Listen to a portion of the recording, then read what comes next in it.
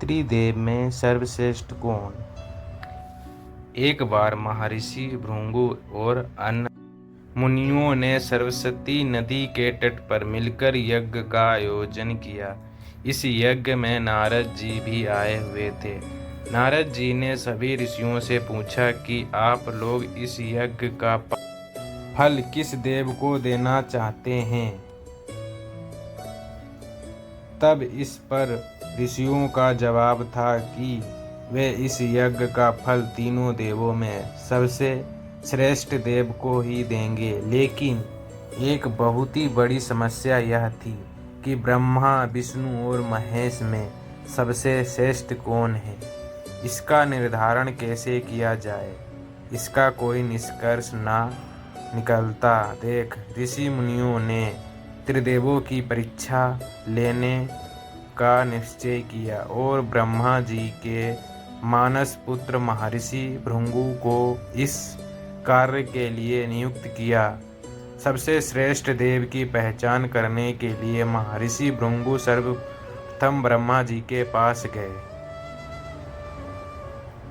उन्होंने ब्रह्मा जी को ना तो प्रणाम किया और ना ही उनकी स्तुति की। ये देख ब्रह्मा जी क्रोधित हो गए। क्रोध की अधिकता से उनका मुख लाल हो गया, आंखों में अंगारे दहकने लगे। लेकिन फिर यह सोचकर कि ये उनके पुत्र हैं, उन्होंने हृदय में उठे क्रोध के आवेग को विवेक बुद्धि से शांत कर लिया। फिर वहां से महर्षि भृगु कैलाश पर्वत गए। देवाधिदेव भगवान महादेव ने देखा कि भृगु आ रहे हैं तो वे प्रसन्न होकर अपने आसन से उठे और उनका आलिंगन करने के लिए अपनी भुजाएं फैला दी।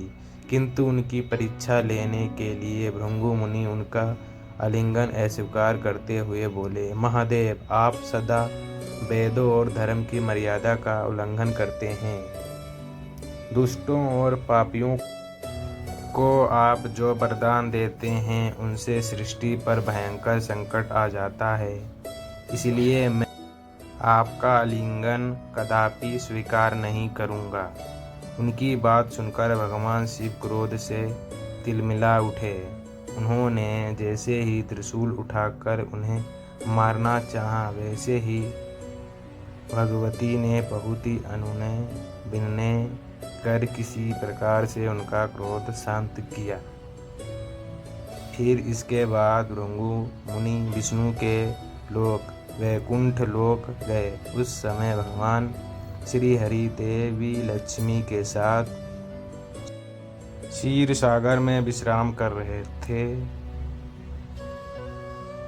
भृगु ने जाते ही भगवान विष्णु के छाती पर लात मारी। भक्त वत्सल भगवान विष्णु शीघ्र ही अपने आसन से उठ खड़े हुए और उन्हें प्रणाम करके उनके चरण सहलाते हुए बोले, भगवान, आपके पाँव में कहीं चोट तो नहीं लगी? कृपया इस आसन पर विश्राम कीजिए। भगवान, मुझे आपके शुभ आगमन का ज्ञान न था, इसलिए मैं आपका स्वागत नहीं कर सका। आपके चरणों का स्पर्श तीर्थों का पवित्र करने वाला है। आपके चरणों के स्पर्श से आज मैं धन्य हो गया। भगवान विष्णु का यह प्रेम व्यवहार देखकर महर्षि भृगु की आंखों से अश्रु बहने लगे। उसके बाद वे ऋषि मुनियों के पास लौट आए और ब्रह्मा जी, शिव जी और श्री हरि के यहाँ के सभी अनुभव विस्तार से कह बताए। उनके अनुभव सुनकर सभी ऋषि मुनि बड़े हैरान हुए और उनके सभी संदेह दूर हो गए।